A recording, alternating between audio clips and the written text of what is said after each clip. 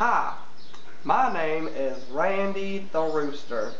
Today we're going to talk about concavity and inflection points.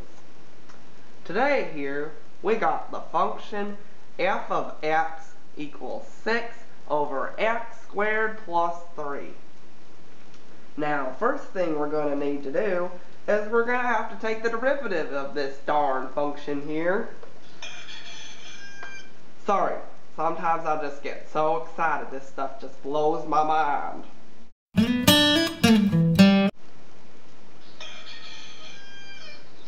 And looky here, I took the derivative of the f of x for ya.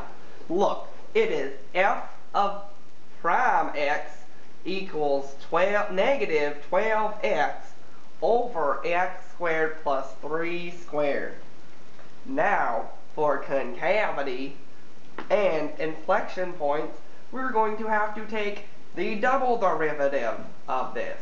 Thus, we will have to take another derivative.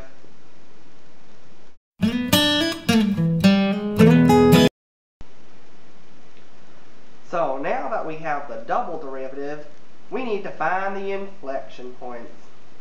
Now, inflection points are the critical numbers of a double derivative. What they do is they show the changes in concavity of f from upward or downward. But now, to find the inflection points, we have to set the double derivative equal to 0.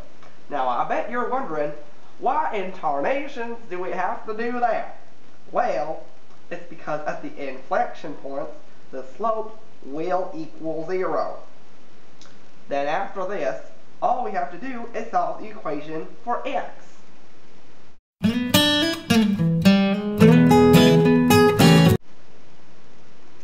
Well, looky here. How nice of me. I found that x equals 1 or x equals negative 1.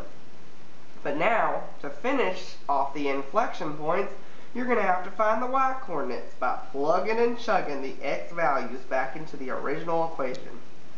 But Randy the Rooster isn't that nice, so you're going to have to do that yourself. But anyways, we have to move on and determine the concavity.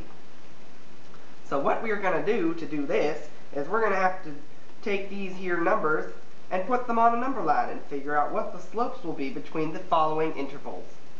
Negative infinity and negative 1, negative 1 and 1, and negative 1 and infinity.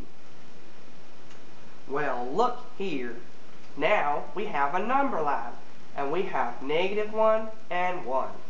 So now what I have found is that the slope between negative infinity and negative 1 is positive. The slope between negative 1 and 1 is negative, and the slope between 1 and infinity is positive. So now, with concavity, when the slope is positive, that means that the concavity is going upward. But when the slope is negative, the concavity is going downward. So now for this equation and this problem all together, we can conclude that the concavity is going upward between negative infinity and negative 1 and infinity, and that the concavity is going downward between negative 1 and 1.